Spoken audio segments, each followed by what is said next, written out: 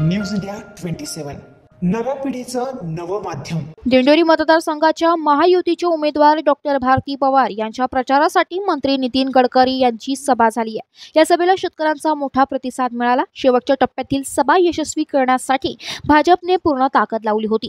केंद्रीय रस्ते वाहतूक मंत्री नितीन गडकरी यांनी आज कांदा उत्पादक शेतकऱ्यांना दिलासा देण्यासाठी मोदी सरकारकडून होणाऱ्या उपाययोजनांची माहिती दिली आहे। पंतप्रधान मोदी यांचे सरकार कांदा उत्पादक शेतकऱ्यांची कधीही अडचण होऊ देणार नाही या संदर्भात कायमस्वरूपी प्रश्न सोडवण्यासाठी अनेक योजना त्यांनी मांडल्या। यावेळी नितीन गडकरी म्हणाले, शरद पवार केंद्रीय कृषी मंत्री असताना 10,000 शेतकऱ्यांनी आत्महत्या केल्या होत्या।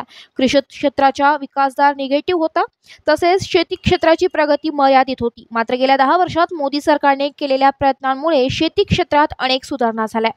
कृषी क्षेत्रामध्ये अनेक संशोधन करून ज्यांनी विशेषतः उत्तम यश मिळवलं असे अनेक शेतकरी ज्या जिल्ह्यामध्ये आहेत तसा नाशिक जिल्हा।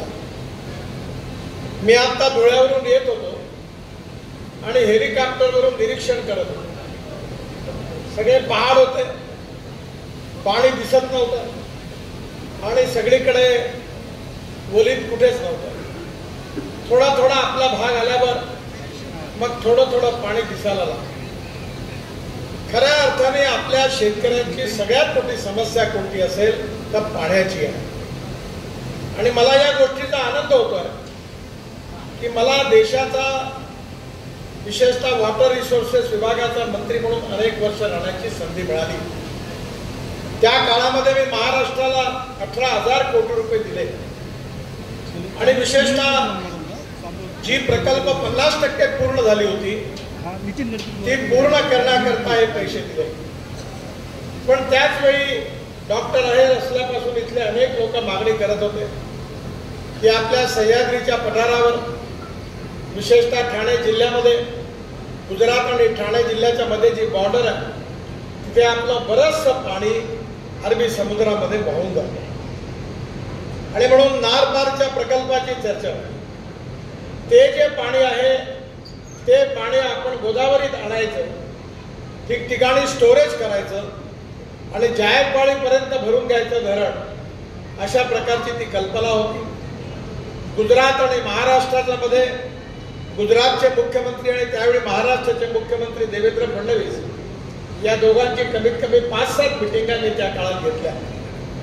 पण गुजरातमध्ये ज्या भागामध्ये हा प्रकल्प आहे त्या भागातल्या अनेक शेतकऱ्यांचा आदिवासी सहकारी डॉक्टर भारती पवार, लोकप्रिय आमदार डॉक्टर राहुल आहेर, राम शिंदेजी, गोपीचंदजी पडवळकर, शंकरराव वाघ, केदार नाना आहेर, भूषणजी कासलीवाल, आत्माराम कुंभाडे, प्रतापराव दिगावकर, बाळासाहेब माळी मंचावर सर्वच आपल्या महायुतीचे सन्मान्य नेते मंडळी आणि उपस्थित माझ्या बांधवांना आणि बहिणींना,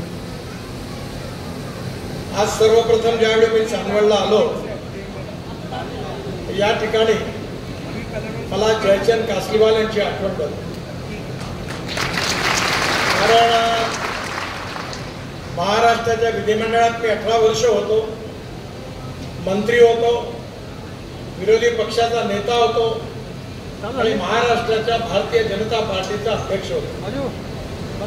या सगळ्या काळामध्ये विधानमंडळामध्ये जयचंद कासलीवाल यांचा माझा अतिशय जवळून संबंध आहे। त्या काळामध्ये आमची सत्ता नव्हती, संघर्ष करण्याचा काळ होता।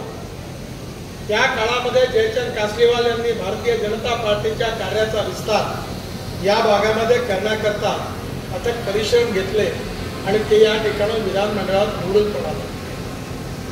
ज्याचा जन्म होतो त्याचा मृत्यू अटळ आहे, पण आपला एक सहकारी आज आपल्यामध्ये नाही याची मला खंत आहे। मी त्यांना आदरांजली वाहतो माझ्या भाषणाला पुढे सुरुवात करतो।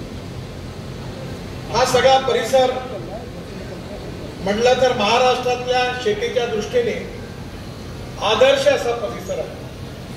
News India 27 Marathi, Nashik.